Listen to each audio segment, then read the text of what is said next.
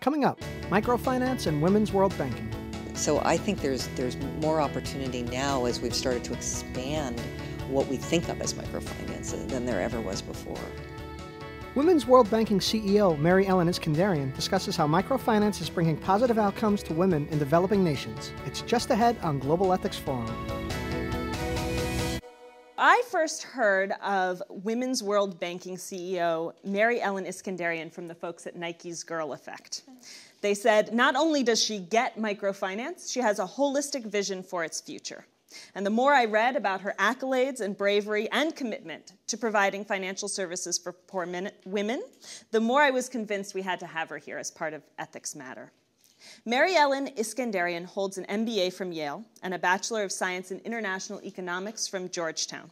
She began her career at Lehman Brothers and then spent 17 years at the International Finance Corporation, which is the private sector arm of the World Bank. That's where she first worked with microfinance products, and Iskenderian joined Women's World Banking as president and CEO in 2006. She's won a variety of awards, including NYU Stern Business School's prestigious Citi Fellowship in Leadership and Ethics in 2009. She co-wrote a book on microfinance in India called Saris on Scooters, and she speaks widely about financial options for women, and top media outlets frequently turn to her for her expertise. Mary Ellen Iskenderian, welcome to Ethics Matter. Thank you so much. So you began your career in international finance. What drew you to that field? Well, I grew up as the daughter of a first-generation daughter of two immigrant parents, one from Italy, one from Turkey, and we would travel every year to visit my father's family in Istanbul during the summers. And I think I was very, very fortunate to have a broad sense of the world and a broader world at a very young age. So it really goes back to quite young. I had a very clear idea that I wanted to have a long-term international finance and development career, but I had a pretty good sense that you sort of needed to know how the real world finance worked before you might even think about applying it to development. Tell me about how you first sort of discovered microfinance once you were at the World Bank. How did you first come across that? It was a sort of wonderful discovery in a sense. My first 10 years in the World Bank were working in Eastern Europe and the former Soviet Union. At IFC, started investing in microfinance institutions, and it was the first time that I saw that people who had no faith whatsoever in their banking systems, and frankly, the banking systems didn't have much faith in them either. They really were not. Banks were not prepared to take a risk on the entrepreneur. And so seeing what even very small amounts of capital could do in terms of helping people realize their dreams and that notion of taking a chance on someone was really the first experience that many of the people that we were working with in the Balkan countries. I worked on a microfinance project in Georgia, really in Ukraine, throughout that region. So it was very, very compelling, and you really understood that story. I worked in Latin America for a while after leaving Eastern Europe, where some of the oldest and most prestigious, most successful microfinance institutions came about. I sat on a couple of boards of microfinance institutions and really saw what the combination of really excellent regulation of institutions and a real commitment to sustainability could look like in a microfinance institution. So much so that I sort of brought all of this with me when I was asked to take over the regional director for South Asia for the International Finance Corporation. And my first day on the job was September 4th, 2001. So a week later, the world changed, and I had Pakistan in the South Asia region, and it was really one of my really a very proud accomplishment of mine that I made sure our first post 9/11 investment in Pakistan was a microfinance bank with the Aga Khan Foundation, because I thought it was so important to send a message of hope that would be really in such stark contrast to the message that we had seen on September 11th. Mm-hmm. Just for those who may be new to it, can you give us a quick and dirty definition of microfinance? Well, traditionally it has been thought of as the provision of fairly small loans to the working poor entrepreneur. So it's not necessarily the poorest of the poor. It's that individual who has recognized that there may not be a job for him or her in her local economy, but they can start a business on their own. But increasingly, and I think very excitingly, we're seeing that microfinance now can really take on a much broader range of financial needs and respond to a much broader range of financial security needs in a poor household. So increasingly we're seeing savings products being offered through microfinance institutions, insurance products. We've got a very exciting pension product that we're developing.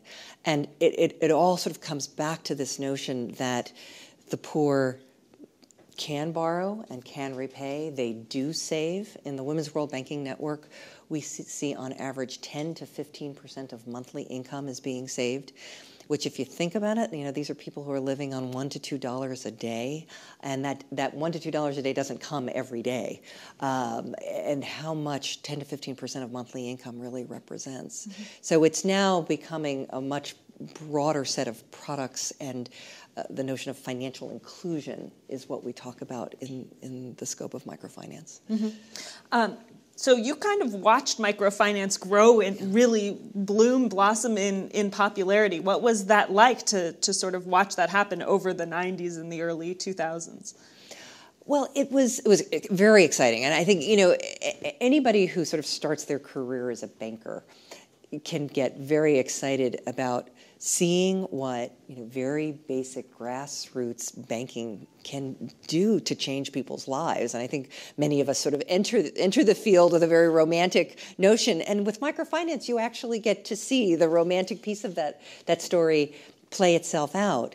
But and we did see a development of the sector, but it was all a little bit still under the radar until the 2006 Nobel Peace Prize announcement for Muhammad Yunus. And that was a month after I joined Women's World Banking. So it was a very exciting moment to really have the movement, have the industry receive that kind of attention. It also shone a much, much brighter spotlight on the industry as well. And there have been some ramifications to that brighter spotlight in the last couple of years. Right. And of course, that's yes. what I wanted to ask I had you a about. feeling that. you were going there. You knew it was coming. You knew it was coming. Yeah. But I'm just curious why you think this has come. Just because people are paying more attention to the sector, or? Well, I think that was certainly a big part of it. It was this sense of, wow, this is really too good to be true. But at the same time, it was not just paying attention to it, but a lot of money flooding into the sector. There was probably the first really well-publicized initial public offering, IPO, of a microfinance institution in Mexico, Comportamos, which, when the offering documents were released, we saw that the bank was making 56% returns on equity. Interest rates were hovering around 100%. It was not the business that we all thought it was to some degree, but it was making the people who were the founders of that institution an awful lot of money. Mm-hmm. And so that kind of fueled a lot of capital inflow into the sector. We estimate that in the last 4 years, you've seen on average about $10 billion of private capital coming into the sector, which is an extraordinary amount of capital that is primarily return seeking. Mm-hmm. And so the way that those microfinance institutions manage growth and manage the expectations of those investors has really started to change very dramatically. And that's where I think Women's World Banking's role really, really starts, because we are great believers in the role of private capital. There are 2.7 billion people estimated by the UN to have absolutely no access to any financial services today, microfinance or otherwise. So there's no way we're going to be able to develop a pipeline out to those people without private capital. But the whole question of who makes money on the backs of these poor people, and can they be included somehow in the returns to capital? Just because you can charge 100% interest do you have to charge interest that high? So we're very keen to be encouraging investors who do truly recognize a double bottom line, and that microfinance does have a special obligation to its clients, not to make every single penny off their backs that they can. I think there's also just one more word on this. There's also the growth model of microfinance has been primarily around credit, and institutions will come into a market and they'll say, oh, well, Maria has a great repayment record and a great microfinance institution lends to her. Well, I'll just lend to her. They won't do any background check. They won't see just how much capacity to repay she does. And unfortunately, Maria doesn't necessarily have the wherewithal to say, well, no, I don't want to over-indebt myself and my family. So I think a growth strategy that takes these other products that we were talking about into consideration is a much more responsible growth path, and one that we're really trying to help the institutions that make up women's world banking really foster. So another criticism that has come is from the studies that have been done on consumption patterns, and saying, well, you don't see recipients of microfinance loans consuming more, so we don't see the level of impact that we're looking for. So how do you respond to that kind of feedback? All right, well, one very big caveat. I have a lot of issues with the methodology that is behind these randomized control studies. So I am officially announcing I am stepping onto a soapbox here, so I hope it doesn't become too obnoxious. But, the studies, I think we're all so hungry to see how impact is actually measured and what does and what doesn't make a difference. What levers can we pull? But the RCTs, as they're called, typically take place over an 11-month period of time. And as you point out, they measure changes in consumption. Well, if you think about it, in any country, if a business is in an entrepreneurial growth phase, the family's not going to be spending money on consumption. It's going to be investing money back into that business to grow that business.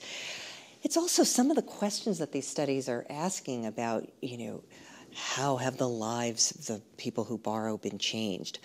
11 months is a very, very short period of time. Our network members tell us on average that it's 3 loan cycles, which is anywhere from 2.5 years to 3 years, before you start to see even basic changes. And the kind of change they're talking about is the movement from a mud floor to a wood floor, or a thatch roof to a tin roof. So changes that aren't necessarily going to show up if you're only looking at consumption, or which are so infinitesimal, and yet if you stop and think about it, a mud floor to a wood floor is an enormous shift for a family in terms of its health, in terms of dirt getting into the family's eyes, all sorts of health benefits of making that shift.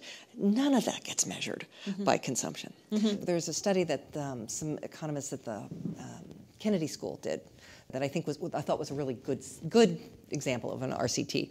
They looked at whether if a woman was given a longer repayment period, so microfinance loans tend to be repaid every 2 weeks or every month. If you gave her 6 weeks or even 2 months, would she be more likely to reinvest more money into her business rather than using the funds in some other way? And it turns out she would.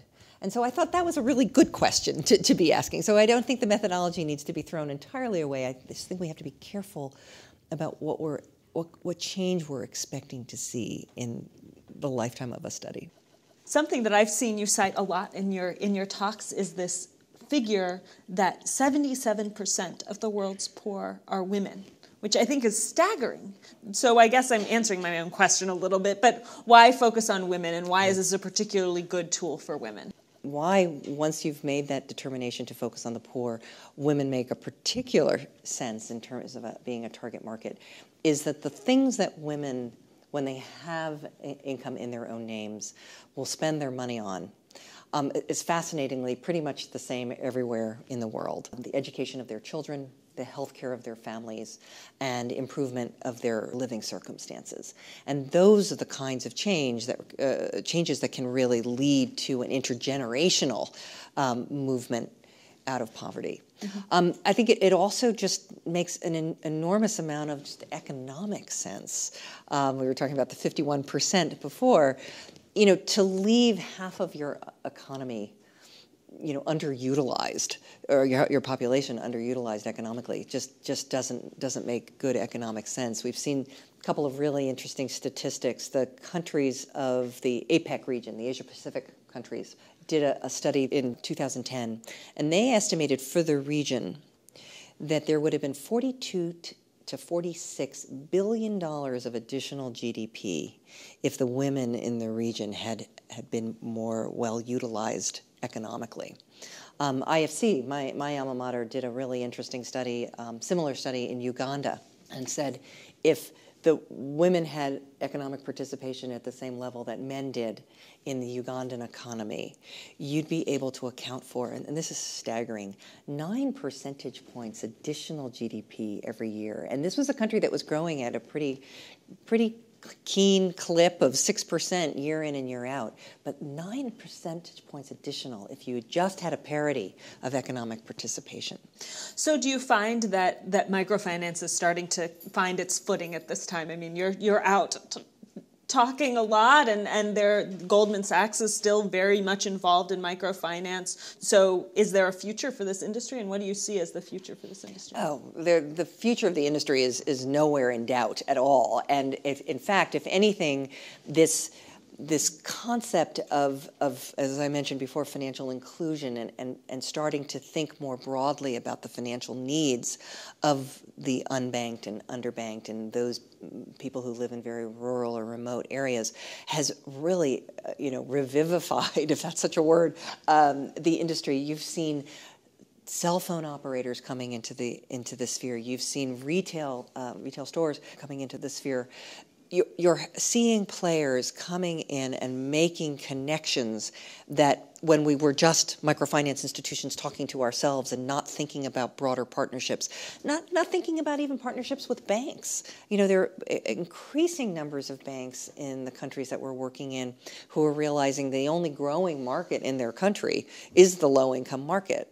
And maybe they don't know how to assess that risk or provide those products themselves, but they can certainly link up with a microfinance institution who does. Mm-hmm. And so I think there's more opportunity now as we've started to expand what we think of as microfinance than there ever was before. How does the system look where a community or a country graduates from sort of this microfinance state with subsidized lending and perhaps, even some of these like loan shark kind of lenders and whatnot to, a functional retail banking system where, the poor are not the options are not just through microfinance institutions on the ground, but you have functional retail programs for women and for communities. So how do you see that? How do you see that process developing, and what do you think is your role, your organization's role in that, and sort of the bigger picture? Mm-hmm. Well, I think that regulation has everything to do with whether the outreach to the poor in terms of the financial sector can develop as you just described until it's to a sort of a robust and legitimized financial system. You've seen some very far-sighted regulation in Latin America. Bolivia and Peru have some very, very fine regulations, both in terms of the way they look at portfolio quality and capital requirements, but also the requirement that there be very, very well-maintained credit bureau in place. In Peru, an individual cannot have more than 2 loans from microfinance institutions, and that's very closely monitored by the regulator. In Kenya, you've seen exponential growth in cell phone banking because you had a regulator willing to take a very considered risk and who watches that whole process, very, very, very closely. But it has provided millions of people with access to banking services that they never would have had before if the regulator hadn't been willing to take that risk. But it also requires a regulator to say, I understand what's different about this than the mainstream bank. And the example we always use and it gets to your point about what role we have to play in Kenya. One of our network members there, Kenya Women's Finance Trust, was moving from NGO to bank. And the CEO asked if I could come down because she couldn't get an appointment with the regulator, but she thought if she brought me in with her, we'd be able to get a message together. Because some of the things that they were asking microfinance institutions to do were just, they were requiring that all money movements, all money transfer had to be done with Brinks trucks, the kinds of vaults that you were required to put in place in a microfinance branch. And if any of you have ever been to a microfinance branch, these are often like really little tiny one rooms. The vault would have engulfed the entire branch if they'd adhered to the regulation. The capital requirements that they were looking for the microfinance institutions in order to have in place, in order to open individual branches, would have just destroyed the business. And so the role that we were able to play was to point to a regulator who we knew had good intentions and say, this is what's worked in other countries, this is what you might want to consider, this is how microfinance is different from mainstream banking. I wanted to know if you found it fair to be giving these poor people, offering them insurance and more sophisticated banking products.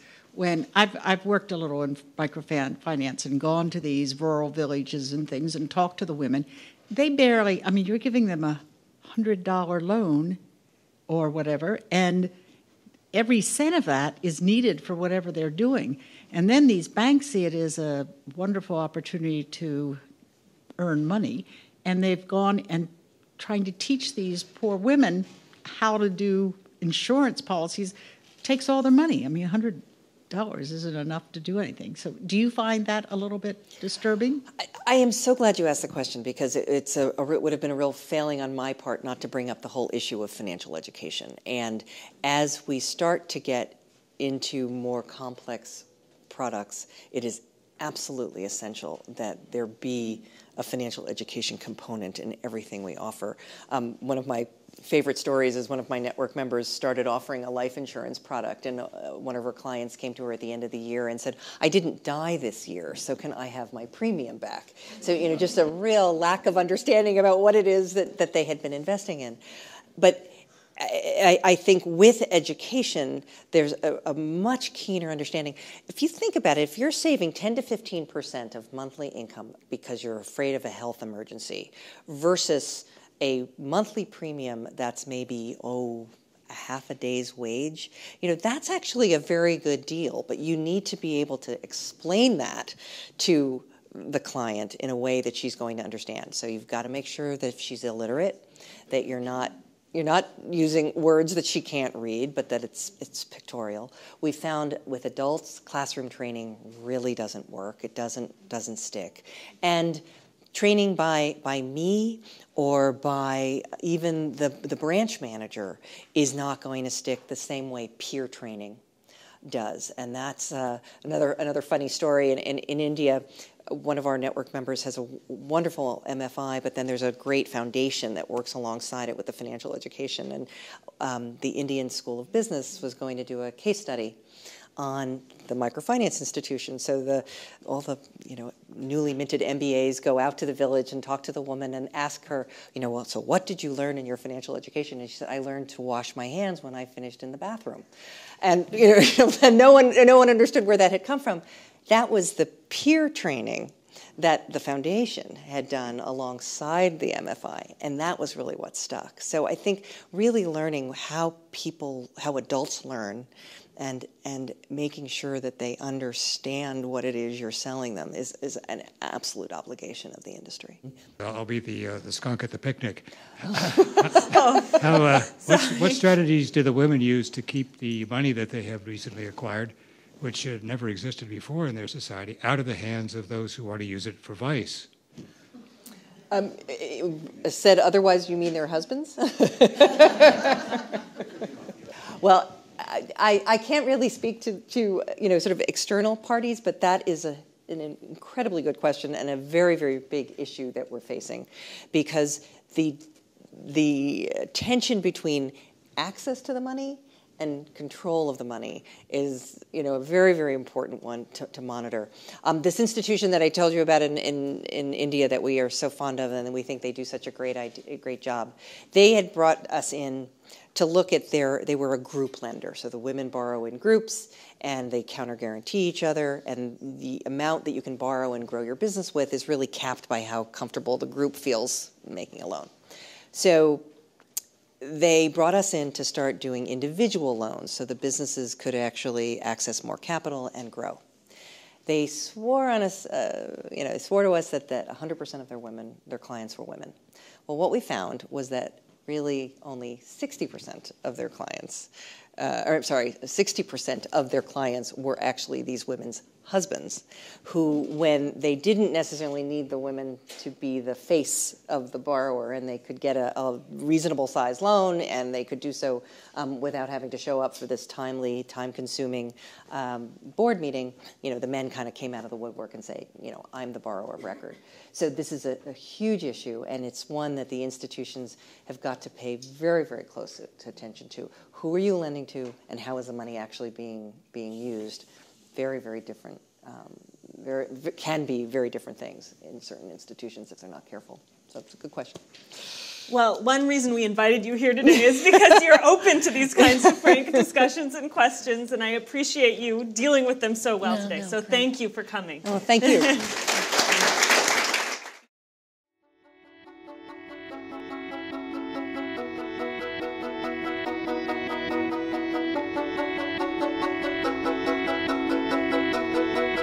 For more on this program and other Carnegie Ethics Studio productions, visit carnegiecouncil.org. There you can find video highlights, transcripts, audio recordings, and other multimedia resources on global ethics. This program is made possible by the Carnegie Ethics Studio and viewers like you.